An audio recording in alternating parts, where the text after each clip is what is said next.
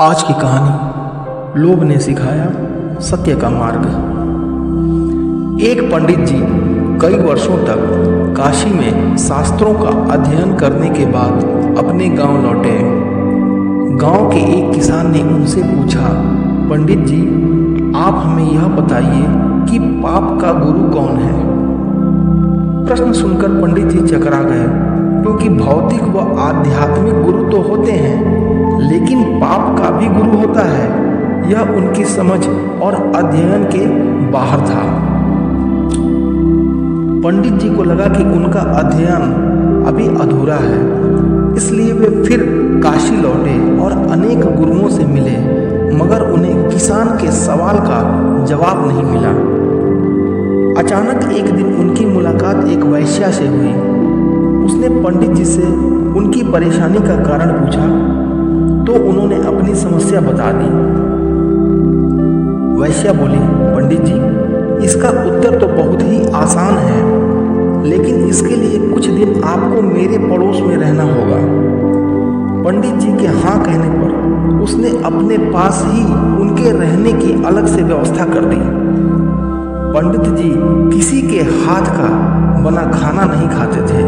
नियम, आचार और धर्म के कट्टर अनुयायी थे, इसलिए अपने हाथ से खाना बनाते और खाते। इस प्रकार से कुछ दिन बड़े आराम से बीते, लेकिन सवाल का जवाब अभी भी नहीं मिला। एक दिन वैश्या बोली, पंडित जी आपको बहुत तकलीफ होती है खाना बनाने में, यहाँ देखने वाला तो और कोई है नहीं। आप कहें तो मैं नहा धोकर आपके लिए कुछ भोजन तैयार कर दिया करूं। आप मुझे यह सेवा का मौका दें तो मैं दक्षिणा में 5 स्वर्ण मुद्राएं भी प्रतिदिन दूंगी। स्वर्ण मुद्रा का नाम सुनकर पंडित जी को लोभ आ गया। साथ में पका पकाया भोजन, अर्थात दोनों हाथों में लड्डू। इस लोभ में पंडित जी अपना नियम, व्रत, आचार विचार, धर्म सब कुछ भूल गए। पंडित जी ने हामी भर दी और वैश्या से बोले, ठीक है तुम्हारी जैसी इच्छा, लेकिन इस बात का विशेष ध्यान रखना कि कोई देखे नहीं तुम्हें मेरी कोठी में आते जाते हुए।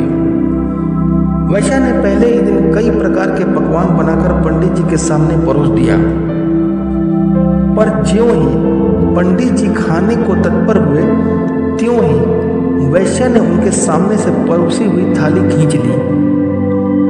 इस पर पंडित जी क्रुद्ध हो गए और बोले, यह क्या मजाक है।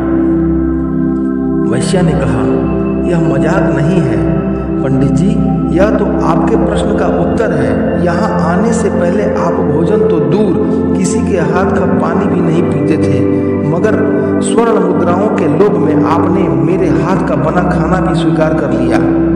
यह लोभ ही पाप का गुरु है।